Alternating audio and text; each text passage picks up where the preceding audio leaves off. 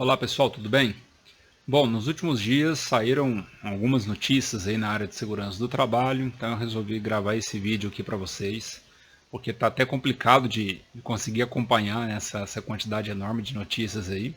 Então vamos lá, eu fiz um resumo aqui, uma anotação para poder passar para vocês. Eu acho que a principal, que está dando maior número de comentários aí, é com relação à medida provisória 905, né, que saiu há 2 dias atrás, dia 11 de novembro, né? Importante ressaltar o seguinte, pessoal, essa medida provisória, como o próprio nome diz, ela é provisória, ela tem uma validade de 60 dias, podendo ser prorrogada por mais 60 dias, e ela necessita de aprovação do Congresso. E aí o Congresso pode aprovar em sua totalidade, ou fazer algumas ressalvas, ou pode ser que não aprove nada e nada aconteça, né? Então a gente precisa acompanhar para ver o que vai resultar dessa medida provisória, tá? O título dela é o seguinte: institui o contrato de trabalho verde e amarelo, altera a legislação trabalhista e dá outras providências. No artigo 1º fala o seguinte, sobre o que é isso, esse contrato de trabalho verde e amarelo.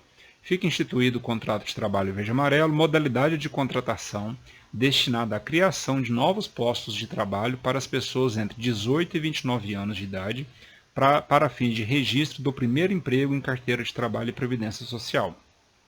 Então, esse contrato de trabalho verde e amarelo destina-se a esse público. Bom, da parte de segurança do trabalho, tem várias questões trabalhistas, né? Da parte de segurança do trabalho, o primeiro ponto que eu levantei aqui é o seguinte: lá no capítulo 5 das alterações na consolidação das leis do trabalho, na CLT, trata sobre armazenamento em meio eletrônico, falsificação da carteira de trabalho, trabalho aos domingos, embargo e interdição, trabalho aos sábados em banco, né? Banco, casas lotéricas, simplificação da legislação trabalhista em setores específicos, alimentação, gorjetas, enfim, é um capítulo bem amplo, que em alguns subtítulos aqui tem relacionamento com a área de segurança do trabalho, né? Bom, existe um título lá que fala sobre o seguinte: redistribuição de aprovações burocráticas emitidas pelo extinto Ministério do Trabalho. No artigo 167 fala o seguinte, esse aqui está tendo muito questionamento sobre ele. Artigo 167. O equipamento de proteção individual só poderá ser posto à venda ou utilizado com a indicação de certificado de conformidade emitido no âmbito do Sinmetro ou de laudos de ensaio emitidos por laboratórios acreditados pelo Inmetro, conforme o disposto em ato da Secretaria Especial de Previdência de Trabalho do Ministério da Economia. Diante disso, pessoal, isso aqui está dando muito questionamento, porque antigamente esse texto vinha a questão do certificado de aprovação, né? Diante disso, a Animaseg, que é a Associação Nacional da Indústria de Material de Segurança e Proteção ao Trabalho, ela emitiu uma nota onde ela sugere o seguinte texto.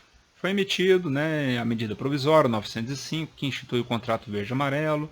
Especificamente no artigo 28 são tratadas alterações na CLTs, onde é feita uma alteração no artigo 67 que passou. Como era antes, o equipamento de proteção só poderá ser posto à venda ou utilizado com a indicação do certificado de aprovação no famoso CA. E agora passou para esse novo texto, que não fala do CA, né? Fala sobre o Sinmetro e sobre o Inmetro, né? Então a carta fala o seguinte: isso significa que neste momento não temos mais o CA, o certificado de aprovação. Entretanto, considerando que trata-se de uma medida provisória com prazo de vigência de 60 dias, prorrogáveis uma vez por igual período, necessitando da aprovação do Congresso. Considerando que a medida provisória estabelece o artigo 167, conforme o disposto em ato da Secretaria Especial de Previdência do Ministério da Economia, ato que ainda não foi emitido. Considerando que a NR6 ainda está em vigor, considerando que a própria Secretaria do Trabalho colocou em consulta pública até o dia 18 de novembro as portarias 451, 452 e 453, que regulamentam a emissão do CA, considerando que o CA é exigido no E-Social e no PPP, a Animaseg apresentou uma proposta considerando que a Animaseg apresentou uma proposta de certificação que mantinha o CA e que estava sendo negociada com a Secretaria do Trabalho há vários meses, e, considerando ainda, não existe nenhum esclarecimento sobre como funcionará com o novo texto e o período de transição. Dessa forma, a Animaseg sugere a todas as empresas e laboratórios que mantenham os procedimentos para emissão e renovação de CA, até que a medida provisória seja aprovada. Bom, então galera, sem muito alarde, é uma medida provisória, a gente precisa ver se isso vai ser aprovado ou não, já tem muita gente falando, agora não precisa mais do CA e tal. Então calma, muita calma nessa hora, né? O segundo item dessa MP que me chamou a atenção é no capítulo 7, que fala sobre as disposições finais. Foram revogados alguns itens importantes, tá? Lá no inciso 19, os seguintes dispositivos da Lei 82.13 de 1991 foram revogados. Letra A, B e C. Essas três alíneas foram revogadas, tá?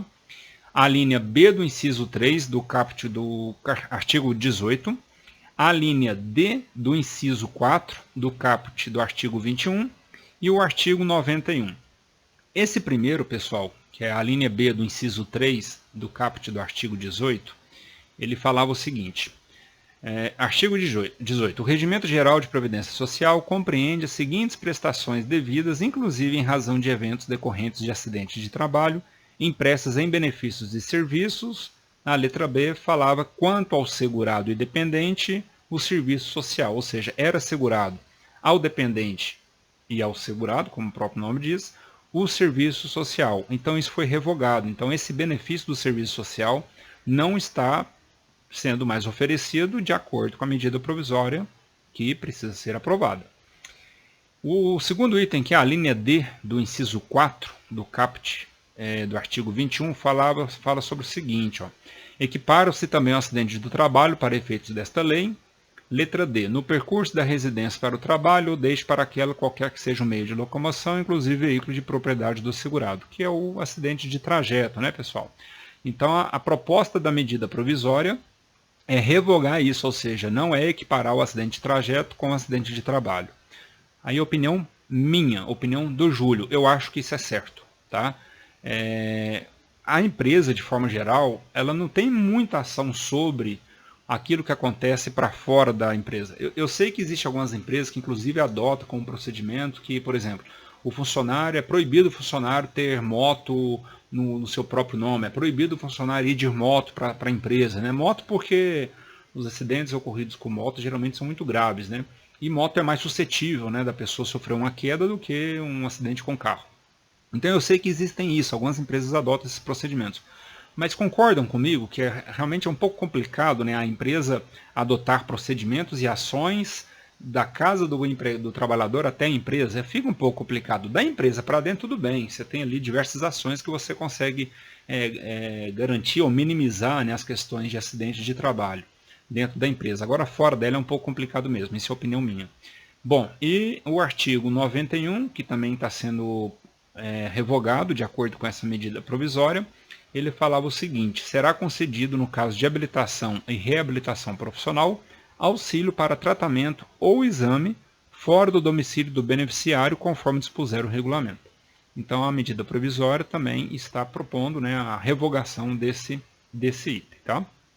Bom, terceiro item que me chamou a atenção dessa medida provisória, que é o seguro por exposição a perigo, previsto em lei. Lá no artigo 15 fala o seguinte: o empregador poderá contratar, nos termos do disposto em ato do Poder Executivo Federal e mediante acordo individual escrito com o trabalhador, seguro privado de acidentes pessoais para empregados que vierem a sofrer um infortúnio no exercício de suas atividades em face da exposição ao perigo previsto em lei. O segurado a que se refere o caput terá cobertura para as seguintes hipóteses: morte acidental, danos corporais, danos estéticos e danos morais. Parágrafo 2º. A contratação de que trata o caput não excluirá a indenização a que o empregador está obrigado quando incorrer em dolo ou culpa. Ou seja, mesmo a empresa pagando esse seguro, se sofrer um acidente de trabalho, o trabalhador sofrer um acidente de trabalho, onde for comprovado dolo ou culpa por parte da empresa, a empresa ainda seria obrigada a indenizar, né? Parágrafo 3º. Caso o empregador opte pela contratação do seguro de que trata o caput, permanecerá obrigado ao pagamento de adicional de periculosidade de 5% sobre o salário base do trabalhador. Essa é uma importante modificação, né? E o parágrafo 4º, o adicional de periculosidade somente será devido quando houver exposição permanente do trabalhador, caracterizada pelo efetivo trabalho em condição de periculosidade por, no mínimo, 50% de sua jornada normal de trabalho. Esse também é um item que dá muita discussão, né? O cara vai lá, ele entra numa área de risco por 5 minutos de uma jornada de trabalho de 8 horas. Tem direito à periculosidade? Não tem. Enfim, isso ainda é muito subjetivo, né? Há pessoas que entendem que sim, há pessoas que entendem que não. Então eu acho que deveria sim, eu não sei se seria os 50%, né? Mas eu acho que deveria ter algo mais específico e não poderia ser tão subjetivo da forma como é. Essa é a opinião minha. Essa questão da periculosidade aqui é uma questão que vai dar muita discussão, vai dar muito pano para manga, né? Porque aqui fala que o empregador que optar pela contratação do seguro permanecerá obrigado ao pagamento adicional de 5% sobre o salário base do trabalhador. Tá? E aquele profissional que recebe periculosidade, né, recebe lá seus 30% de periculosidade, e de repente ele vai viver numa situação, né, onde o empregador quer fechar um contrato de trabalho com ele, um contrato, ou seja, o empregador vai pagar o seguro dele, porém, ao invés do trabalhador receber 30% de periculosidade, ele vai receber apenas 5% de periculosidade. O trabalhador, de bate-pronto assim, eu tenho quase que certeza que não vai concordar muito com isso. Então isso vai dar muita discussão, vai dar muito pano para manga. De novo, isso é a medida provisória, é o que está sendo proposto. Não quer dizer que isso vai valer, né, pessoal?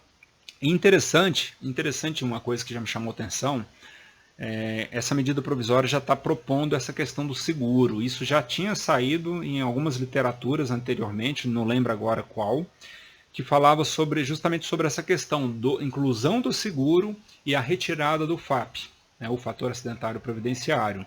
Ou seja, hoje a empresa ela paga um FAP alto se ela não investe, se ela não investe em segurança, se ela tem muitos acidentes de trabalho, então ela é meio que punida pagando um FAP elevado. Quando ela investe em segurança e não tem muitos acidentes de trabalho, ela paga um FAP mais reduzido. Então já li em algumas literaturas falando sobre essa possível retirada do FAP mais a inclusão de um seguro alto que forçaria o empregador do tipo. É igual ao seguro de incêndio, né? Se ele tem a instalação dele toda protegida do ponto de vista de incêndio, ele paga um seguro menor, né? Mas se ele não tem a instalação protegida, tá, o seguro dele é maior. Então seria mais ou menos algo nesse ponto de vista na segurança do trabalho. Olha, se a empresa investe e tal, e tem um número baixo e outras condicionantes, né, tem um número baixo de acidentes e outras condicionantes, então ela paga um seguro menor. Mas se ela não investe, ela paga um seguro maior. É até interessante essa linha de pensamento. Precisa realmente colocar na balança, né? O que entre aspas, pesaria mais para o empregador, se seria o FAP ou seria esse seguro, né?